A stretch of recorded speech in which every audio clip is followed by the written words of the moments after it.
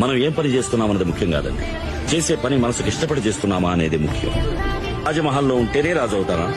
ఎక్కడున్నా సంతోషం మనసులో ఉండి లేని వాళ్ళకి ఉన్నది ఇవ్వగలిగిన వాళ్ళు అందరూ మహారాజులే. చూడండి, ఇక్కడ సంతోషం ఉంటే ఎక్కడికెళ్ళినా సంతోషం. ఇక్కడ సంతోషం లేదనుకోండి, ఎక్కడికెళ్ళినా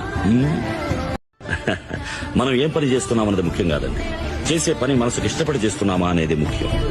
రాజమహల్లో ఉంటేనే రాజు అవుతారా?